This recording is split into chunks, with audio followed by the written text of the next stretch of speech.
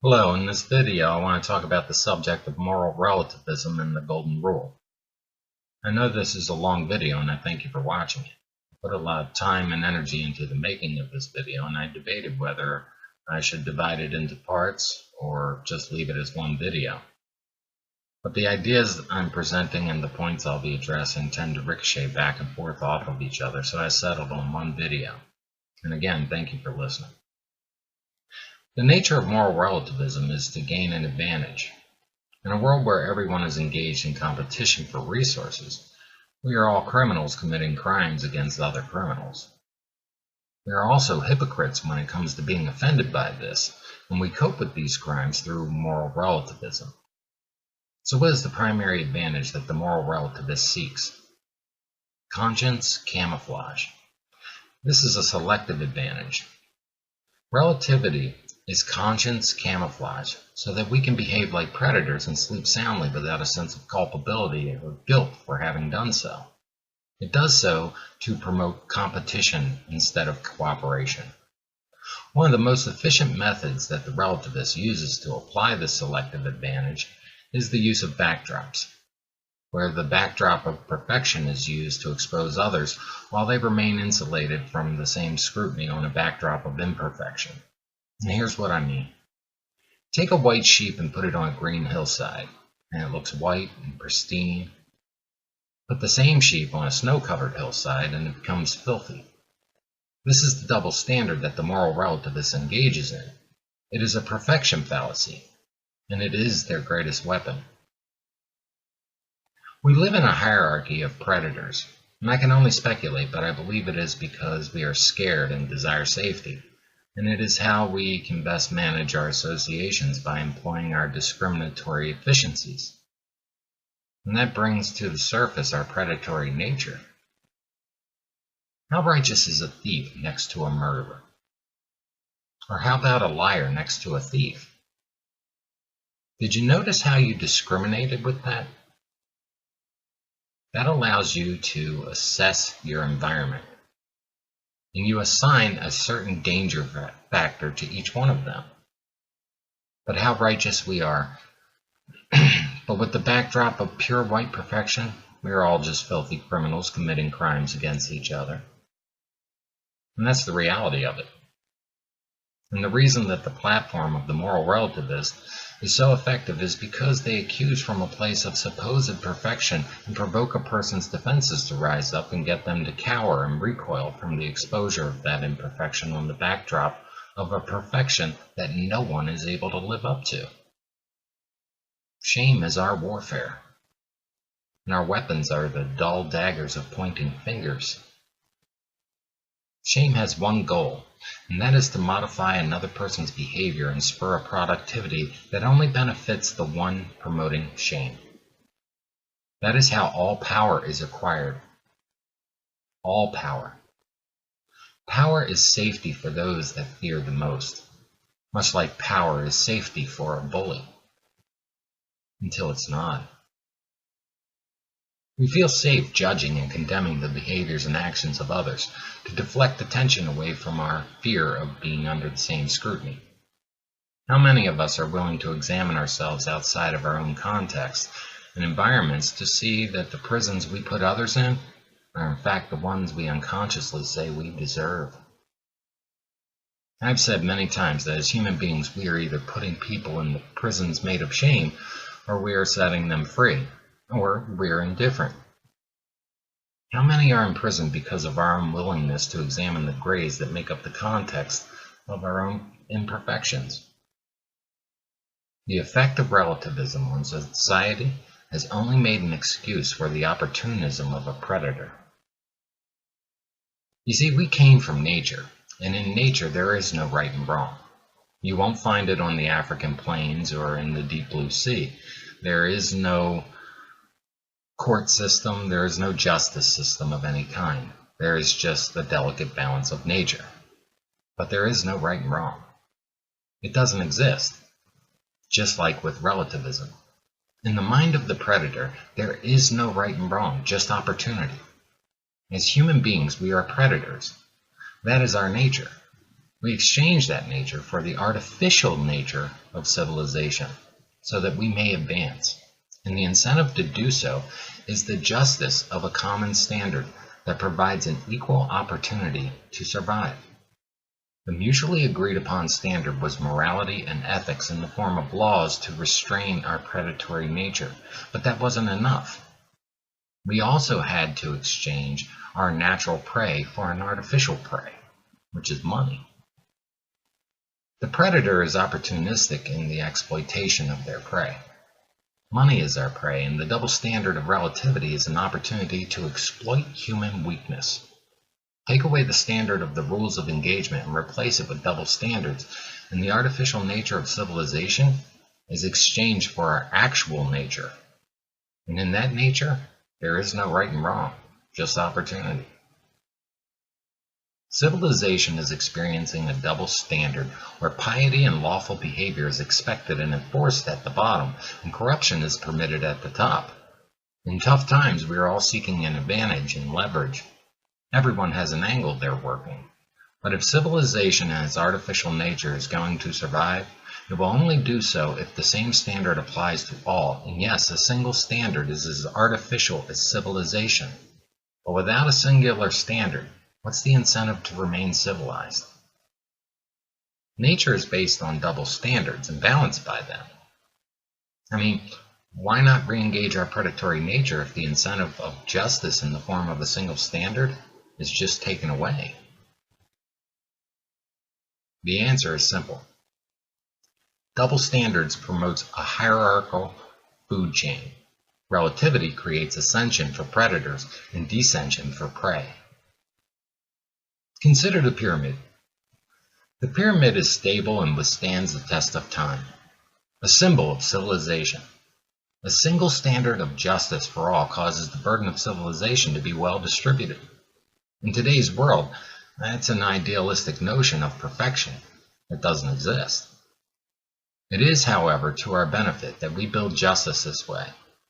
If we operate from double standards, those at the base will naturally try to ascend to the top, and the pyramid begins to resemble a tower.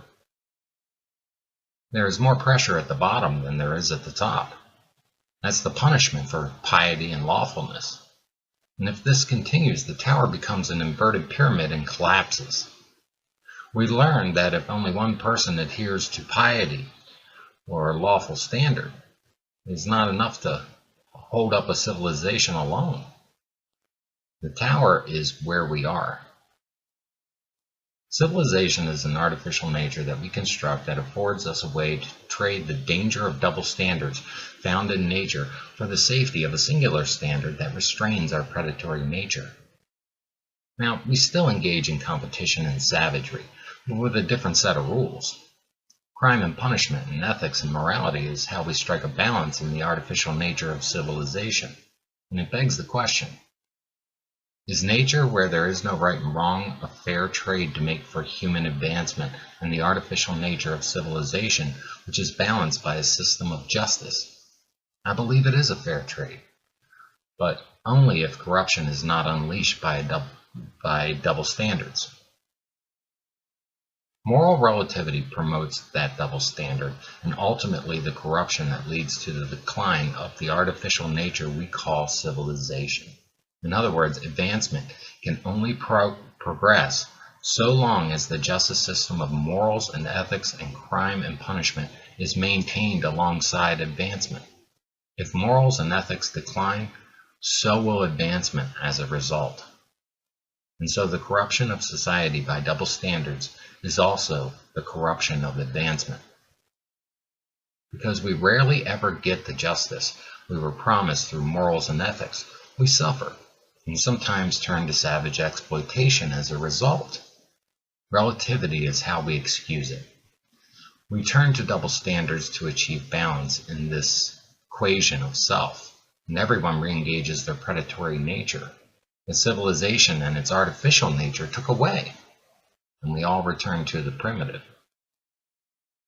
Morals and ethics are an attempt to restrain our predatory nature under the promise of justice through standards of right and wrong and all the ambiguity in between. In our attempt to call ourselves civilized, We can be more savage than what we find in nature. And that savagery is how we exploit ourselves and each other when we blur the line between competition and cooperation, or rather nature and civilization. We compete against others when we should be competing against self. We cooperate with self when we should be cooperating with others. Regardless of our personal inclinations, the only moral or ethical response to maintain social cohesion in the artificial nature we call civilization is the elimination of double standards that promotes predators and prey. Now, that's not a promotion of perfection, because nothing is perfect, and by and large we don't hold ourselves to a standard of perfection, but rather rely mostly on a standard of refinement that allows for growth and development, which is a much more realistic approach. No one can live up to a standard of perfection, but since we are all growing and developing, we do experience refinement and improvement. Now it's time to ask some different questions. How does someone decrease suffering in the world while at the same time increasing empathy for it? And what is the incentive to concern ourselves with any suffering except our own? I mean, why do unto others as you would have them do unto you, when a world without hope makes the reciprocity of the principle rare or virtually non-existent? I mean, just imagine being the only person or group under the pressure of a belief to turn the other cheek, while the rest of the world lines up to hit you. Why would anyone allow themselves to endure such suffering, when the only expectation is to be hit again? The answer is, of course, that they wouldn't, unless they had a very good reason. That's what I want to examine in the rest of this video, and I think that some of the natural conclusions are surprising. The Golden Rule is commonly referred to as the gold standard of human interaction. To do unto others as you would have them do unto you typically brings up religious connotations or just the inspiration to be altruistic towards our fellow man. But it is often referred to as the highest philosophical principle and remains unsurpassed as such. It takes very little research to discover that the Golden Rule has existed for thousands of years and possibly since the beginning of time. It has emerged cross-culturally in every religion, philosophy, and socioeconomic background, and this occurred unbeknownst between civilizations.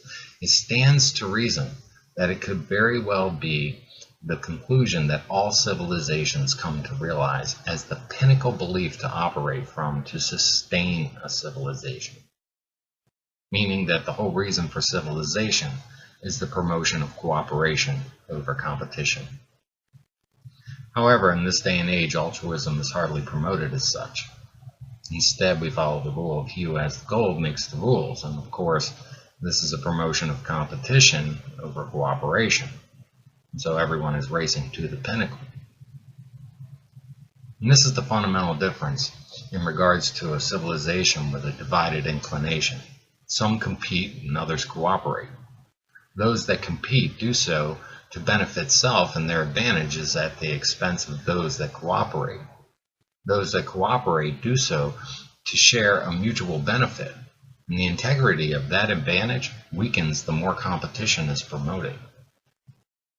Despite our positive or negative personal inclination in regards to the Golden Rule, if competition is promoted over cooperation, then we are playing a game of Jenga with civilization, and the more we play, the more unstable civilization becomes until it collapses and we start all over again. The minute you build a civilization, you construct hierarchies. Those hierarchies are one brick placed on top of another. That creates pressure, and the brick at the top has less pressure than a brick at the bottom. The United States were formed because of the same kind of pressure under the rule of England. It was out of that pressure that language in the Declaration of Independence emerged with words like, "But when a long train of abuses and usurpations, pursuing invariably the same object, evinces a design to reduce them under absolute despotism, it is their right, it is their duty, to throw off such government and to provide new guards for their future security." It was from this spirit that the bricks at the bottom got out from underneath the bricks at the top. and a new civilization was constructed to promote cooperation with checks and balances to ensure it. That happened because there was no reciprocal altruism, which is tyranny. The bricks at the bottom got out from underneath the tower, and it fell. But now we have constructed our own tower, and altruism is becoming less and less reciprocal. And in an effort to escape from beneath, civilization is at the cusp of another fall. Consider the Great Depression. The stock market is a game of Jenga in the money markets.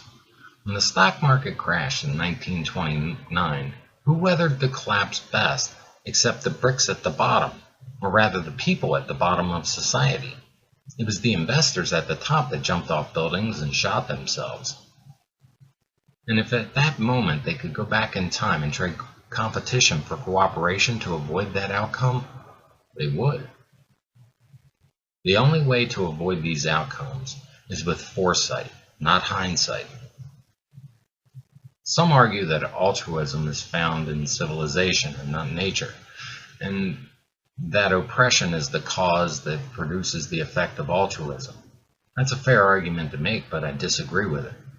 There are just as many, if not more, examples of altruism in nature than there are in civilization, and I'll post some links in the description. We all have a different description of what we value most in the world, and we pursue it every day. Most of what we pursue is in regards to either empathy for self and others or indifference for self and others. One is cooperative and the other is competitive. Each and every human interaction describes what we treasure perfectly.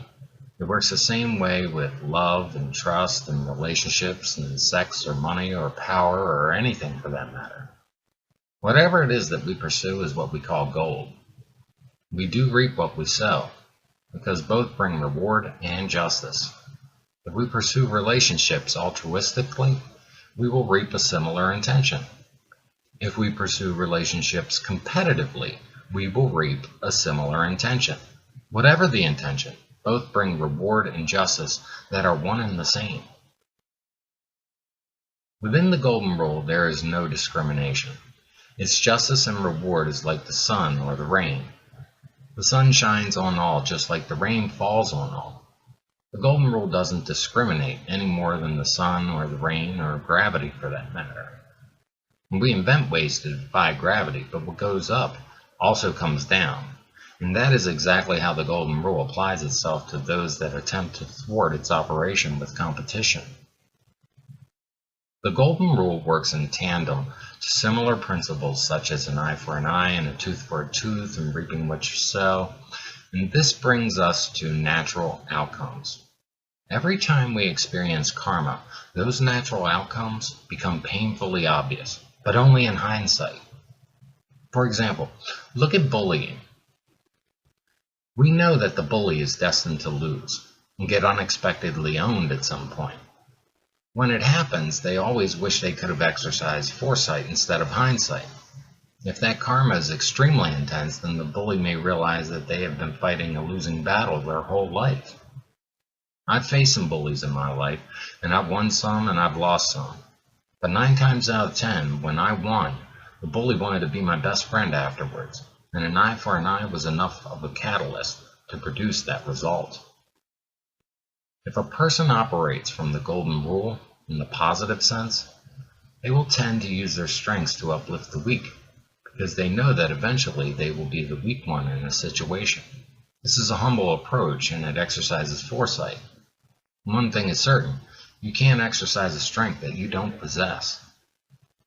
If a person operates from the Golden Rule in the negative sense, they will tend to use their strengths to overpower the weak until karma forces self-correction, because they experienced an eye for an eye or reaping what they've sown. This is a prideful approach, and it exercises hindsight. One thing is certain here as well. People who can only unleash power without the ability to restrain it as well have no power. Now, we want people to operate from the same compatibility, such as the positive application, But because we are all at different levels of growth and development, our compatibilities are different, and so the best we can do is choose our associations carefully. It is so important to realize that we consider both our strengths and weaknesses, and to consider ourselves carefully because of that. It is better to live in harmony than to be shoved back into harmony by force, and anyone currently serving time in prison may attest to that. The Golden Rule is an unsurpassed standard that allows us to calibrate our compasses, which are both moral and ethical, so that we can safely navigate our relationships and cooperate. We cannot escape the Golden Rule. It applies itself without discrimination. The Golden Rule is not an ideal or a sales pitch or even a utopian idea, because loss and suffering still occur, but it is mitigated by the consolation of shared risk and reward. We see this in nature with emperor penguins and how they withstand winter by rotating in and out of a circle, and in a sense create seasonal changes of relief and struggle. And it's not ideal or utopian because loss still occurs. But if they can do it in the harshest environment, we can certainly try in the most hospitable environment of civilization. It really is a choice between life and death.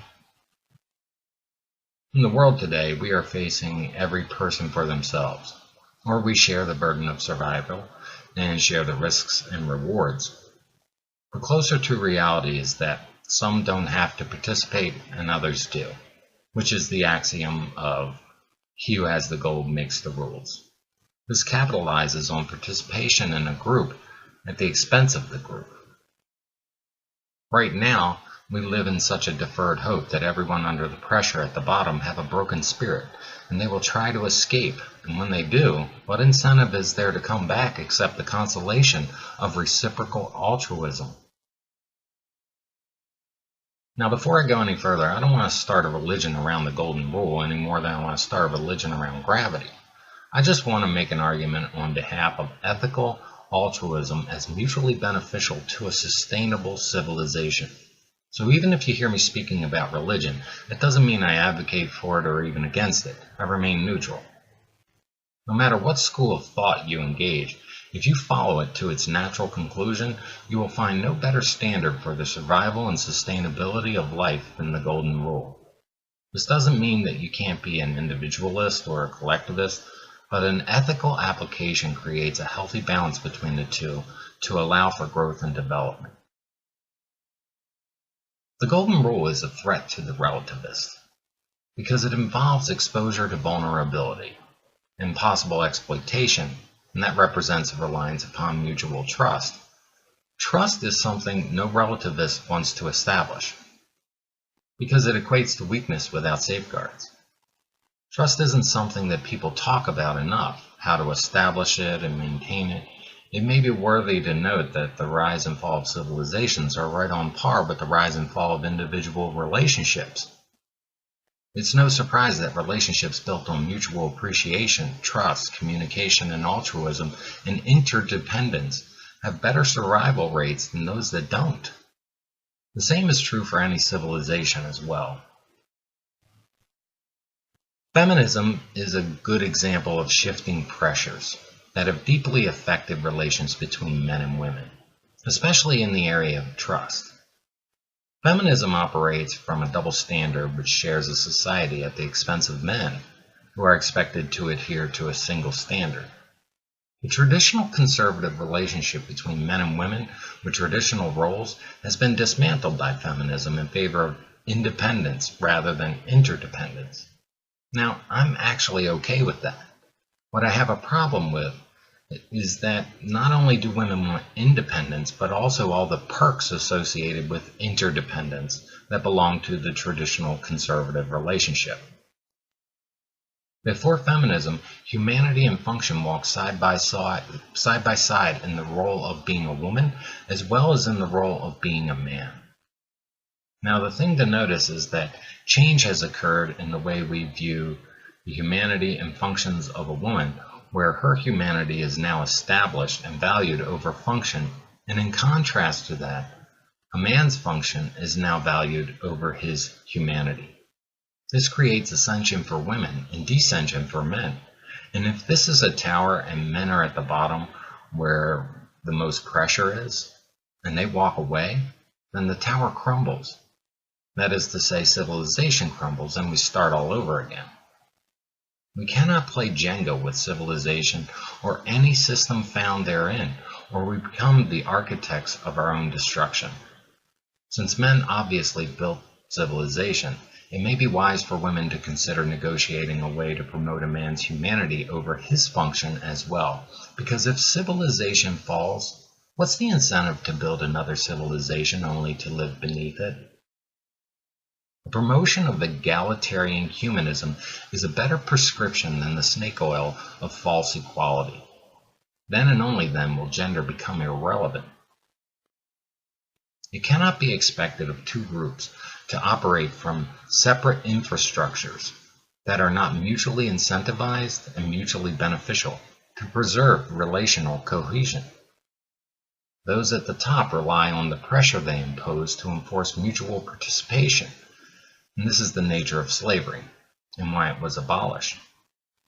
Feminism based on double standards is a promotion of a sadomasochistic relationship.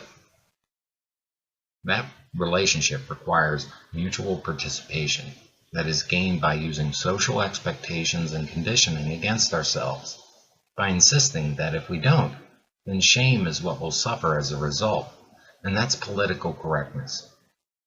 The power of political correctness is creating commands for what you're already doing. You take a drink from a cup only to have someone see you doing it and place a command on it. Take a drink. Set it down. I mean, we naturally resist, and when we do, we look hostile and suffer accusation and shame for not conforming. That's how political correctness causes pressure. Then there's the use of manufactured danger, such as rape culture and wage gap myths, to not only just maintain pressure, but to exponentially increase pressure. In an effort to escape this pressure, we find a rise in suicide rates in men, lower birth rates, and lower marriage rates, and higher divorce rates initiated by women, and feminism is directly related to these statistics. These are good indicators of who is experiencing the most pressure. Feminism is just one example of an insidious application of competition rather than cooperation in each and every system that is found in civilization. And if you disagree or dare to raise a question in any way, well, then you've committed blasphemy. And these same tactics are being employed in systems such as religion, government, economics, relationships, and anywhere a hierarchy is found. And all of them rely on mutual participation. We are out of control because we do unto others as we would never have them do unto us. And to all these systems, the problem is plain to see. Where there is no trust, love cannot live. The idea is to create a fair distribution of the burden of civilization. That's the golden rule. And right now it reflects anything but that. Now I want to shift gears a little bit and talk about relativity again. And I'll circle back to what I'm talking about here a little bit later. As I said earlier, the relativist is seeking a selective advantage over others by excusing their behavior while at the same time condemning others. This is done through double standards applied to systems selectively for advantage. In other words, the relativist never puts their money where their mouth is when it comes to the double standards they promote.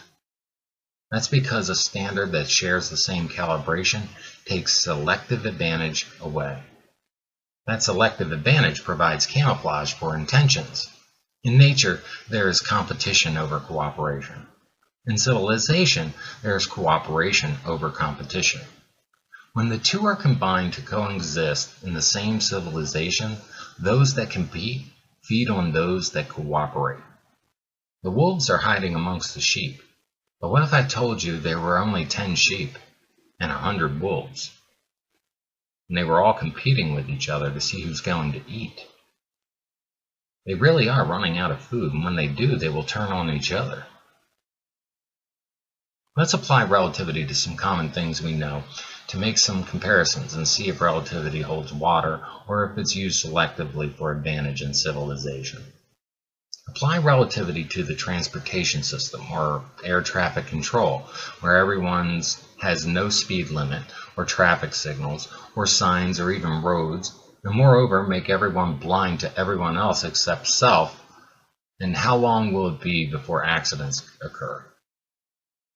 Choose two test groups of people that live by traffic laws and without traffic laws, and decide which group you want to participate in based just on intuition alone. And more people will choose a system of rules for safety than a system of reckless freedom. And this is because rules and safety afford the ability to assess the surroundings and environment. Now, just because safety precautions exist doesn't mean that there won't be accidents, but at least the risks are balanced by each person that participates. Not to mention, if they can't assess the safety of the environment, then they will abandon technology and advancement. Notwithstanding a more select few that possess the skill of navigating the environment and rapid adaptation necessary for survival in that environment cannot call themselves civilized if they impose that environment on others. How many of you have been driving along on a highway and a crotch rocket goes by at about 120 miles per hour? Are you going to tell me that you didn't get startled by that when it happens? Just in that scenario alone, one imposed on the other forces the race car driver to feel comfortable at 50 miles an hour. It's boring, but it's safe. But it also forces the person used to 50 mile per hour speed zones onto a racetrack at 200 miles per hour. I mean, it's the difference between boredom and trauma. It may be prudent to examine a separation based upon adaptability. That's not to say which is more or less beneficial or preferred, but rather consider it to allow for innovation and compatibility to use. In the stock market, some investments are riskier than others, and so we invest according to our own sensibilities. And the payoffs in both are similar also. Just this example alone is enough to show that if we apply relativity to the artificial nature of civilization, safety would disappear instantly and no one would travel based upon that application, which means we would sacrifice advancement in order to mitigate the risks. Therefore, advancement and altruism are mutually contingent. Apply relativity to every system, and those systems become nature. The reason we don't apply relativity to all systems is because applying relativity to systems selectively gives an advantage to one and not the other in the only area of civilization that restrains our predatory nature and unleashes it instead. And what is the system of choice that provides the best camouflage for advantage? You guessed it, morals and ethics and conscience, the only thing that separates us from the animals. Relativity is conscience camouflage, so that we can behave like predators and sleep soundly without a sense of culpability or guilt for having done so. It does so to promote competition instead of cooperation. Because of morals and ethics, we impose universal safety standards for mutual benefit. In civilization, altruism trumps natural selection. To do away with morals and ethics for the double standards of applying relativity to systems selectively gives an advantage to one and not the other. To be forced to participate in a system of double standards is the equivalent of being forced to sleep with hungry lions, swim with hungry sharks, and shepherd sheep with wolves, and expected to feel safe and experience no ill effects as a result. This same application insists that someone turn the other cheek and be refused the right to defend themselves just so they can be hit again, and not just that, but be okay with it. This forwards the cost of despair to the lowest common denominator. How can that kind of uncertainty and unpredictable behavior, which is not conducive to a soundly structured civilization, expect anyone to thrive in civilization when survival in civilization is becoming worse than survival in nature? They are as mutually exclusive as a house being built by two men, and one using the standard measuring system and the other using the metric system. No one would build a house that way. No one would buy a house like that. Can a civilization be built similarly? I mean, that's the point that needs to be made here. Maybe we are still too young in new knowledge to see clearly, but no one can deny that since the promotion of natural selection and survival of the fittest found in nature, that altruism hasn't declined as a direct result. That's not a dig against evolution, but we are turning to more primitive interactions as a result of relativism and double standards. It's ironic that this evolution revolution has brought us right back to where we started, which is nature. Then we forsake the idea that civilization is built upon altruism, which is what got us to the discovery of evolution in the first place. Do we throw altruism in the garbage at this point? And if we do, how wise is that? If it wasn't for altruism, a civilization would not rise in the first place. What makes us think that without it, we can sustain a civilization? If that's the goal, so be it. The Golden Rule will give back a return for our investment, and if it dismantles civilization, it will reemerge. It's in no danger of becoming extinct. But on the other hand, are we? A promotion of relativity in the world takes away one thing only, and that is a shared calibration of the rules of engagement when it comes to human interaction. A case for altruism or the Golden Rule is easily made. We cannot have a civilization without it. Otherwise, we put at risk mutual safety, social cohesion, cooperation, and advancement, not to mention reproduction and a nurturing environment, which are the primary benefits it provides. The goal of altruism is better than the goal of indifference. Our civilization is divided and exists as two sides of the same coin. On one side it says, do unto others as you would have them do unto you.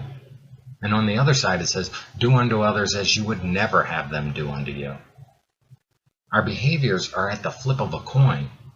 And when it comes up, do unto others as you would never have them do unto you, we should panic at the thought of what that bad karma could produce. The greatest justice and the greatest reward really is that we drink from our own cups. And that cup is the nectar of altruism or the bile of indifference. And the only one that will drink from that cup is the holder of that cup. And we can argue that we inherited these cups from the previous generations, but that doesn't mean we can't dump them out and put something better in them. What is the incentive to move towards the application of the Golden Rule in terms of cooperation rather than competition when cooperation is under more pressure than competition? I don't know about you, but I can't support the fall of the civilization for the sole purpose of perpetuating a cycle of rise and fall again and again. In my opinion, and I know it's not a popular one, but that goal violates what we know to be the highest principle that we operate from. Any goal that plots the demise of humanity for the sake of a reboot is not ethical, moral, intelligent, advanced, or even human. Any plot that promotes the demise of humanity clearly demonstrates that we don't have the vaguest conception of how to invigorate or regenerate except through destruction. The next time I hear someone claim to be smart, I'm just going to simply say, prove it. If the asteroid is coming, don't just report on the problems without offering solutions. Otherwise, you're no different than the media. Turns out the world is bad and always will be. Back to you, Susan. I mean, tell me that isn't every media outlet. It's ridiculous. This places us in the perpetual flux of absurdity. The real problem is that real solutions require real effort. Identifying the problems and solving the problems is not our weakness. Our weakness is not getting people to work within the solutions because it would mean that they would have to cooperate, and relativity has taught them to only compete for resources instead of sharing them with each other. Civilization perishes every time because of this. That is why the Golden Rule is the highest principle and the reason that it needs to be maintained above anything else. That principle alone should be at the pinnacle of civilization and nothing else. What is easier, lifting a brick from the top to relieve pressure on the bottom, or pulling a brick from the bottom? That is the nature of the exponential pressurization that relativity places on civilization. The only possibilities that relieve that pressure are to get out from underneath the pressure and ascend, to repair it by evenly distributing its burden, or to depart the architecture that perpetuates the pressure. These are our choices. The pressure is a mutually agreed upon trade for a nature without rules, where there is danger, for an artificial nature of civilization with a mutually agreed upon standard of human interaction and engagement based on safety. But again, what's the incentive to be moral or ethical when that's where most of the pressure is? It's the difference between a civilization that exists and one that is extinct.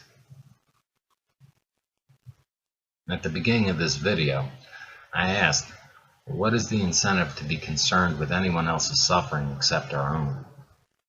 The answer is that if we play Jenga with civilization, we will not have a civilization, because it will fall. And if we can't exercise foresight in this civilization, what makes us think that hindsight will avail us in the next? Because after all, our current civilization was created in hindsight. To exercise our conscious awareness naturally produces altruism, cooperation, advancement, safety, sharing, expansion. To exercise our instinctual unawareness naturally produces savagery, competition, decay, and danger, selfishness, contradiction. There's a cause and effect to all of this, and a balance as well. Consider the behavior of light. Put a light in a dark room and the darkness flees and the light prevails. But causing civilization to behave in opposition to obvious truth that is self-evident would be to attempt to put darkness in a room filled with light and expect the light to flee. Has anyone ever observed this as a naturally occurring phenomenon? If not, then why promote behaviors in opposition to what we know is naturally true? We say the universe is expanding, but our behaviors promote its collapse. We declare that we are an ever-advancing species and promote pictures of man in the evolutionary scale. At this point, the evolutionary scale has done an about-face when it comes to our behaviors, and it looks like we're all becoming monkeys instead. Altruism is the natural response in the direction of what we say we observe. When we apply relativism in opposition to natural truth, we become hypocrites, and then act surprised when the Jenga tower collapses. We can learn a lot from playing that game. And to the relativist that boasts from the top or is attempting to ascend, you will not find survival at the top. You are merely one of many architects of a hastening destruction. I also asked at the beginning of this video, how does someone decrease suffering in the world while at the same time increasing empathy for it? That suffering is due to a weakening of the structural integrity of what we call civilization, and so we have to ask what will slow the rate of an ever-increasing suffering. I have to answer that question with another question. What has caused more suffering in the world? Promotion of double standards or a single standard? It's really all we have to choose from. Why do unto others as you would have them do unto you? Why exercise the golden rule? The answer is obvious. Take a look around the world. The reason it looks the way that it does is exactly what we get when we say do unto others as you would never have them do unto you instead. The secret to dismantling this current damaged world is in understanding the secret to Camelot. The sword and the stone cannot be removed alone.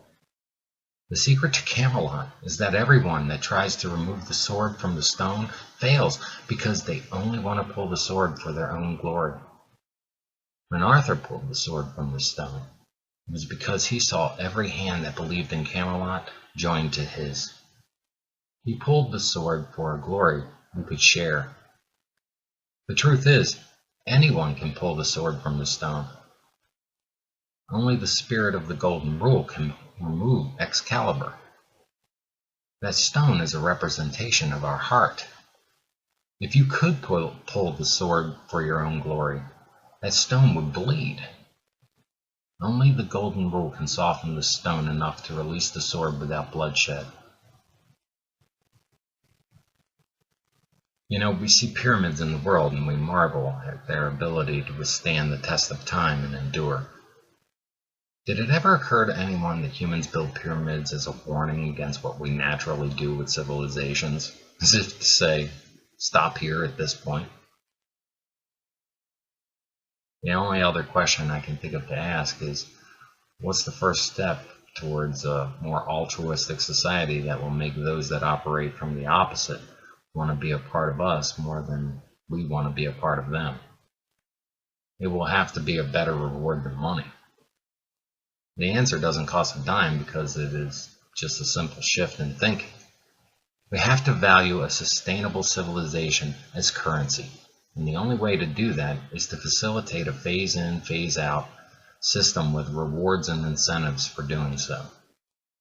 But for now, I suggest being better ethicists and finding the best ways to apply ethics universally. First, take the log out of your own eye before you try to remove the speck from your brother's eye, meaning eliminate the double standards that you operate from and grow and develop away from them. Know the difference between right and wrong. Have compassion for all the grays and colors in between, and tailor justice and reward to promote better outcomes for all. Stop responding to obvious truth with the hypocrisy of behaviors in opposition to truth. Realize that perfection is not a healthy ideal. There will always be risk and loss, so be realistic. Forget about revenge and judgment and condemnation. If the ethic is do not kill, then find a way to support life. If the ethic is do not lie, then speak the truth. If the ethic is do not steal, then find something to give. If the ethic is do not covet, be content with what you have. Besides, it's not what you have, it's what you're willing to share. Learn how to cultivate trust by not using a person's greatest loves, fears, hopes, and dreams against them. Let your law be self-control. If you have faith, let your religion be consolation. Grow and develop and help each other do the same. Allow inspiration to be the alchemy that transcends limitations and experience expansion and the ever-increasing enhancement of life. Look for opportunities to create. Let's forgive ourselves and each other and make an apology to civilization that we can live out. The Golden Rule is a universal, absolute, unsurpassed, and inescapable principle. It emerges on its own, and it's true whether we believe it or not. Its logic is in the sinews of our civilization and in life itself. If there is life on another planet, the Golden Rule is there. If human life ends on this planet, the Golden Rule will re-emerge. The Golden Rule is not something we need to zealously defend or protect or preserve any more than gravity or time. It operates without the necessity of approval. It doesn't need us. We need it. A rescue from altruism will never be necessary. It exists to rescue us. With all that said, I'd like to dedicate this video to all who suffer under pressure for the sake of the Golden Rule, and who endeavor to turn a civilization right side up, and unfortunately sometimes lay down their life in an effort to do so. May you live forever. Take care.